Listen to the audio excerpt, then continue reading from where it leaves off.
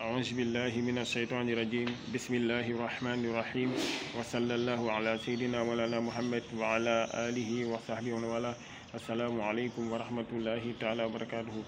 ñoo ngi nuyu mbokk jullit yëpp di leen ñaanal yàlla subhanahu wa taala yàlla nangu ñu suñu jaamu yàlla rëcc yàlla subhanahu wa taala jégal ñu ko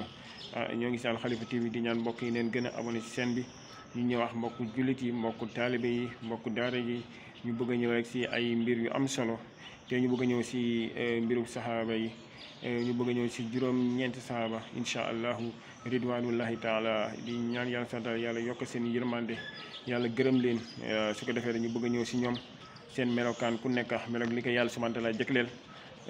mi ñu ñëw si bi njëkk mooy lan mooy atwalu sahaabi jisman huwa qaysun ibnu saad ahna sahaabi malan huwa abdurahman ibnu awf aksaru sahabi waladan huwa anas ibnu malik awalu sahabi azanan huwa bilal ibnu rabah ahiru sahabi wafa huwa amar ibnu wasir ibnu tufayl aksaru sahabi riwaya lil hadis huwa abu hurayra awalu sahabi islaman huwa abu bakr sadiq aksaru sahabi tafsiran lil quran huwa ibnu masud ibnu abbas awalu sahabi dafnan lil baqi fi baqi huwa usman ibnu mad'un mu ne atwalu sahabi jisman sahabi na te moo ëppoon yaram si sahaaba yi waaw moo leen ëppoon yaram si sahaaba yi kii ëppoon yaram si sahaaba yi kooku ñoo ngi koy wooyee xaysu ibnu saad mooy sahabi na xamante ne moo ëppoon yaram sahaaba yi waaye nag kii ëppoon na alal sahaaba yi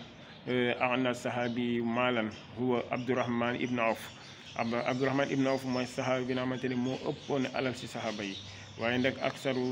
aksaru sahabi wala dan sahabi na xamante ne moo ëppoon njaboot sahaaba yi moo ëppoon doon ko anas ibnu malik ko yenn salaa salaam moo ko ñaanaloon moom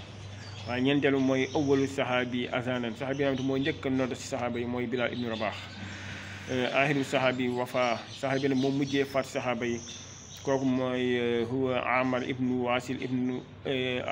wasil abu tufayl kooku mooy sahabi bi nga xamante ne moom mujjee faat sahaaba yi waaye nag aksaru sahabi riwaya lil hadis sahabi na moo ëpp li mu riwaaya li mu solo si xadis kooku abi hurayra am na ñu ne 5375 xadis la riwaaya waaw moom abu hurayra waaye nag awalu sahabi islaman huwa abu bakri sadiq mooy kii xamante ne moo njëkk a dugg si la xamante ne mooy islam sahabi njëkk a dugg si islam mooy abu bakri sadiq waaye nag aksaru sahabi tafsiran lil quran waaw sahabi na xamante ne